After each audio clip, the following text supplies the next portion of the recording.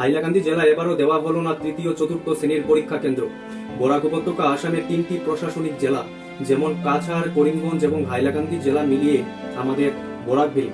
কিন্তু একবার লক্ষ্য করে দেখুন, শিলচর করিমগঞ্জ যতটুকু উন্নত, এত উন্নত হাইলাকান্দি জেলা নয়। এত ব্যবধান কেন?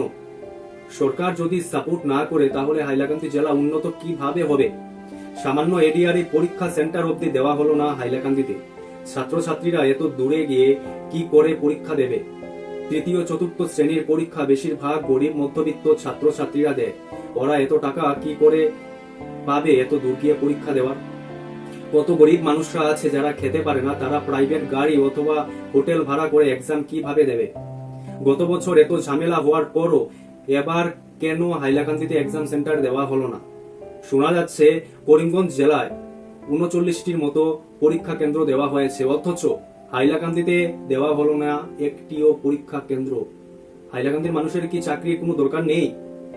প্রথমবার যখন এডিআরই এক্সাম হয় তখন এক্সাম সেন্টার ছিল শুধু শিলচরে।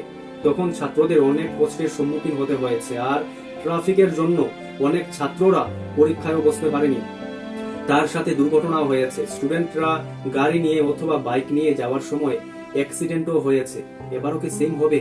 বারবার অবহেলিত হতে হচ্ছে হাইলাকান্দির জনগণদের।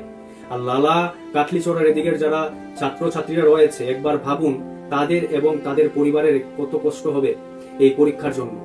হাইলাকান্দিতে এখন ফ্লাইওভার থেকে ইম্পর্টেন্ট হচ্ছে এক্সাম সেন্টার। সরকার আমাদেরকে অনেক সাহায্য করছে গরিব মধ্যবিত্ত ছাত্রছাত্রীদেরকে চাকরি দিয়ে, তাই আমরা সরকারের কাছে অনেক কৃতজ্ঞ। কিন্তু গ্রেড 3-4 এর এক্সাম সেন্টার যদি হাইলাকান্দিতে দেওয়া না হয় তাহলে অনেক কষ্টের সম্মুখীন হতে হবে হাইলাকান্দির জনগণদের।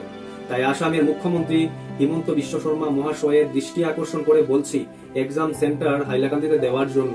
তাহলে হাইলাকান্দিবাসী অনেক সুবিধা হবে। আপনারা এই বিষয় নিয়ে কি মনে করেন আমাদেরকে বলবেন, আর ভিডিওটা শেয়ার করবেন যাতে ওরা বাধ্য হয় হাইলাকান্দিতে এক্সাম সেন্টারটা দেওয়ার জন্য। ধন্যবাদ।